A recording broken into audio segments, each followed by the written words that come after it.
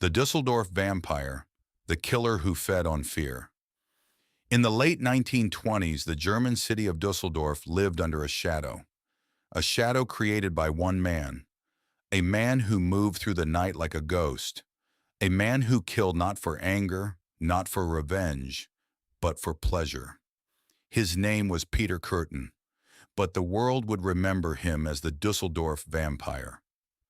Kürten grew up in violence. His childhood was a nightmare: abuse, neglect, cruelty. But what made him truly dangerous was what he discovered early in life. That pain fascinated him, that suffering thrilled him, that death excited him. By adulthood, Kürten had become a predator. The first killings. In 1929, Dusseldorf was a growing industrial city, crowded streets by day, quiet alleys by night, perfect hunting grounds. Kürten began attacking women and children. He followed them home. He waited in the dark, and he struck with terrifying calm. He stabbed with precision. He strangled without hesitation. He watched his victims die, not out of rage, but curiosity. He later told investigators, "I wanted to hear the blood." The city in fear. As the murders continued, panic spread. People locked their doors. Parents kept children inside. Women refused to walk alone. But Kürten didn't stop. He escalated. He attacked strangers on the street. He stabbed people at random. He set fires just to watch the chaos. And every time police thought they had a lead, Kürten changed his method. He was unpredictable. He was intelligent.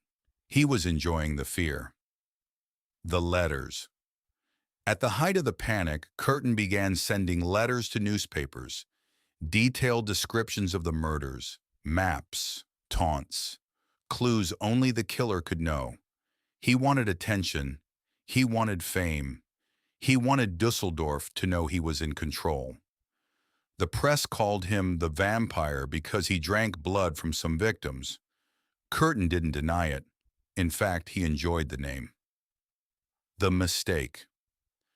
In 1930, Kürten approached a young woman named Maria Budlick. He offered her help. He pretended to be kind. He walked her home, but Maria sensed danger. She escaped and went straight to the police. For the first time, investigators had a witness who had seen the vampire up close. They traced her story. They followed her route, and they found the apartment building where Kürten lived. When police knocked on the door, Kürten didn't run. He didn't fight. He simply said, "I knew you would come." The confession. Kürten confessed to everything. Every murder, every attack, every detail. He spoke calmly, almost proudly. He described the killings as if he were recounting a hobby.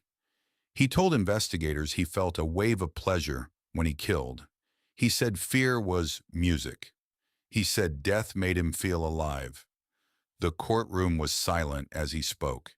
Even hardened officers struggled to listen. The execution.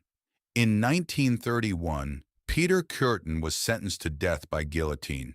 He asked one final question: "Will I be able to hear my own blood?" Those were his last words. The blade fell. The vampire was gone. But the fear he created, the darkness he brought, the terror he fed on, still lingers in Dusseldorf's history. A man who killed for pleasure. A man who drank blood. A man who turned a city into a nightmare. The Dusseldorf Vampire remains one of Europe's most extreme killers, a reminder that sometimes the darkest monsters are human. You've been watching True Case Files, real crimes, real mysteries.